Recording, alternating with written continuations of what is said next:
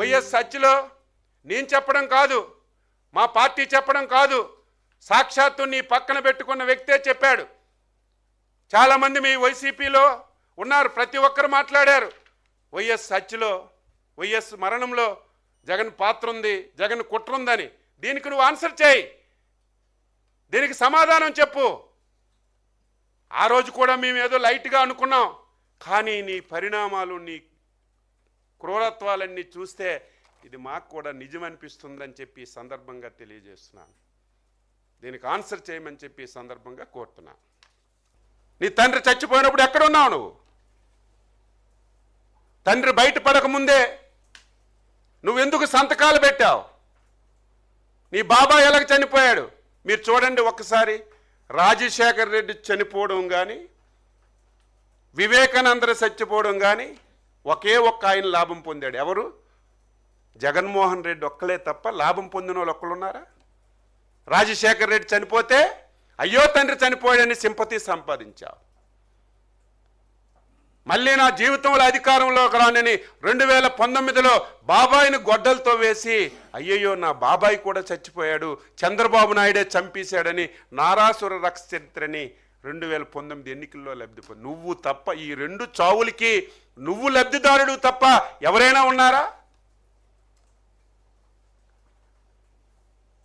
ఈరోజు ఆడవాళ్ళ గురించి మాట్లాడుతున్నావు. ఆడవాళ్ళ గురించి మాట్లాడే నైతిక హక్కు నీకు ఎక్కడుంది? ఈరోజు ఒక పత్రిక గురించి మాట్లాడుతున్నావు. నువ్వు పత్రిక అధిపతే, నీ మిస్సెస్ కూడా. ప్రజాస్వామ్యంలో పత్రికలకు స్వేచ్ఛ ఉంది. నీలాగా అక్రమ డబ్బుతో, అవినీతి డబ్బుతో తండ్రి అధికారాన్ని అడ్డం పెట్టుకొని ఈరోజు రాధాకృష్ణ గారు పత్రిక పెట్టలేదు. జర్నలిజంలో పుట్టాడు ఆయన, పాత్రికేయుడిగా పని ప్రారంభించాడు, అంచెలంచెలుగా ఎదిగి ఒక పత్రిక పెట్టుకున్నాడు. ఆయన ఈ రాష్ట్రంలో జరుగుతున్న వాస్తవాలు గట్టిగా ఒక్కానించి ప్రజలకు చైతన్యపరచాలని చెప్పాడు. నీకు నచ్చలేదు, ఆ మాటలు నీకు నచ్చకపోవచ్చు, నేను దాన్ని ఏకీభవించను. నీకు నచ్చకపోతే ప్రజాస్వామ్య వ్యవస్థలో విధానం ఉంది, కౌంటర్ చేయి. నాలా ప్రెస్ మీట్ పెట్టి రాధాకృష్ణ గారు మీరు మాట్లాడిన తప్పు, దీన్ని మీరు ఉపసంహరించుకోండి, ఇంకోటి చేయండి అని చెప్పాలి. ఒకవేళ ఆయన సమాధానం చెప్పకపోతే న్యాయస్థానాలకు వెళ్ళాలి. ఏం నువ్వెవరో వదిలేవు? నీ టీవీలో అమరావతి మహిళలకి వ్యభిచారులతో పోల్చలేదా? సాక్షాత్తు మా అధినేత మా తల్లి భువనేశ్వరమ్మకి మా కళ్ళ ముందే శాసనసభలో అవమానపరిస్తే నువ్వు దుర్యోధనులాగా పక్కపక్క నవ్వి ఎంజాయ్ చేయలేదా? ఒక్కరోజు నువ్వు ఖండించావా? నీ పేపర్ ఖండించిందా? ఈరోజు మహిళలకి ఏదో జరిగిపోయిందని ఇష్టానుసారంగా దాడులు చేస్తున్నారు. మాకంటే అవమానం ఎవరికి జరిగింది? మా పార్టీలో ఉన్నటువంటి మహిళలకు కానీ, అమరావతి మహిళలకు కానీ ఈ రాష్ట్రంలో ఎవరిని వదలలేదు. అంతెందుకు నీ కన్న తల్లిని, నీ చెల్లిని ఎంత దారుణంగా ఒక వ్యక్తి, రాజశేఖర్ రెడ్డికే నీ చెల్లి పుట్టలేదని ఎవడో సోషల్ మీడియాలో పెడితే కనీసం యాక్షన్ లేదు. నువ్వా మహిళల గురించి మాట్లాడే అర్హత నీకెక్కడుంది? దాని వెనక ఆయన పిచ్చోడు కాబట్టి, రేపు మాకు భవిష్యత్తు ఉండదు కాబట్టి ఆయన చెప్పాడని వీళ్ళందరూ అదే దారిలో వెళ్తుంటే నవ్వాలో ఏడాలో ఏమవ్వాలో మాకు అర్థం కానటువంటి పరిస్థితి అని ఈ సందర్భంగా తెలియజేస్తున్నా. నేను చెప్పినటువంటి విషయాలు ఏదో వ్యక్తిగతంగా విమర్శలు చేయాలని కాదు. ఒక వ్యక్తి వల్ల కుటుంబాలు పోతాయి. రేపు ఆంధ్రప్రదేశ్ ప్రజలు విఘ్నతతో ఆలోచించకపోతే నష్టం ఈ రాష్ట్రానికి జరుగుతుంది. మాట్లాడితే భయం, రేపు అధికారంలోకి వస్తాడట, పోలీస్ స్టేషన్లన్నీ తిప్పుతాడట, అరెస్టులు చేస్తాడట, అన్నీ చూసేసాం. తిప్పి తిప్పి తిప్పి ఎక్కడికి వెళ్ళిందో నీ అందరికీ తెలుసు. మమ్మల్ని అందరినీ తిప్పావు కదా, మమ్మల్ని అందరినీ ఎరాజ్ చేసావు కదా. దీనికి ఆన్సర్ ఏటో 2019 ఎలక్షన్లో ప్రజలు చూపించారు కదా.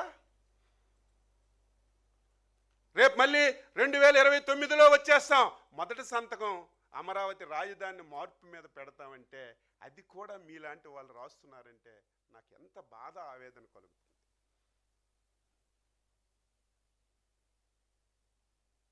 మీరా మాట్లాడేది? నీ వ్యక్తిత్వం ఏంటి? ప్రతి ఒక్కరు కూడా సభ్య సమాజంలో తెలుసుకోవాలి. ఇటువంటి వ్యక్తులు ఈ రాష్ట్రానికి చీడ పురుగులు. ఇదేదో మా గురించో మా అధికారం గురించో కాదు. ఇప్పటికే ఈ రాష్ట్రం ఏ విధంగా నాశనం అయిందో, ఈ రాష్ట్రం అంటే ప్రతి ఒక్కరూ ఏ విధంగా అసహించుకున్నారో మనందరికీ తెలుసు. ఈ రాష్ట్రాన్ని మళ్ళీ గాడిలో పెట్టి ఒక స్టేబుల్ ఇచ్చి ముందుకు తీసుకెళ్తున్నటువంటి తరుణంలో ప్రజలు కూడా అర్థం చేసుకోకపోతే, ప్రజలు కూడా ప్రశ్నించకపోతే ఇటువంటి వ్యక్తులు రాజకీయాలకు అవసరం? పార్టీ లేకపోతే బయటికి రాగలరా? ఒక రాజకీయ పార్టీ ముసుగులో ఒక దొంగ పేపరు, ఒక దొంగ టీవీ పెట్టుకొని ఇష్టానుసారంగా ప్రతిరోజు అవాస్తవాలు మాట్లాడుతుంటే ప్రజలు దీన్ని ఖండించవలసిన అవసరం ఉంది, నిలదీయవలసినటువంటి అవసరం ఉందని ఈ సందర్భంగా తెలియజేస్తూ, నా ప్రయత్నం అంతా ఒక వ్యక్తి నిమిషానికి ఏ విధంగా మారుతున్నాడు, ఆ వ్యక్తి పదవి గురించి, ముఖ్యమంత్రి గురించి ఏ విధంగా ఎంతమందిని మభ్యపెట్టాడు, ఎంతమందిని పొట్ట పెట్టుకున్నాడో చెప్పాలనే ప్రయత్నమే తప్ప ఇంకొకటి కాదు అని చెప్పి సందర్భంగా తెలియచేస్తూ, నాకు విశ్వాసం ఉంది, నమ్మకం ఉంది. నేను 6 సార్లు రాజకీయాల్లో ఉన్నాను. ఆంధ్రప్రదేశ్ ప్రజలు చాలా తెలివైన వాళ్ళు. ఒక్క అవకాశం అని ఇచ్చారు. మళ్ళీ జీవితంలో ఇటువంటి వ్యక్తికి ఈ రాష్ట్రంలో అధికారం ఇవ్వరు. ఎందుకు చెప్తున్నానంటే భవిష్యత్ అంతా పిల్లల మీద ఉంది. ఆంధ్ర రాష్ట్రం మళ్ళీ బాగుపడాలంటే ఇటువంటి వ్యక్తి రాష్ట్రంలో ఉండకూడదు అని చెప్పి ప్రతి ఒక్కరూ స్ట్రాంగ్గా నిర్ణయం తీసుకున్నారు. కాబట్టి నువ్వు ఎన్ని ప్రయత్నాలు చేసినా నువ్వు అధికారంలోకి రావడం కళ అని చెప్పి సందర్భంగా తెలియజేస్తూ, నేను చెప్పిన దాంట్లో వాస్తవాలు అయితే విజ్ఞతతో వినండి. దీనికి ఆన్సర్ కూడా చేయాలి. ఈరోజు ఏదో వైఎస్ హత్యలో నేను చెప్పడం కాదు, మా పార్టీ చెప్పడం కాదు, సాక్షాత్తు నీ పక్కన పెట్టుకున్న వ్యక్తే చెప్పాడు. చాలామంది మీ వైసీపీలో ఉన్నారు, ప్రతి ఒక్కరు మాట్లాడారు. వైఎస్ హత్యలో, వైఎస్ మరణంలో జగన్ పాత్ర ఉంది, జగన్ కుట్ర ఉందని. దీనికి నువ్వు ఆన్సర్ చేయి, దీనికి సమాధానం చెప్పు.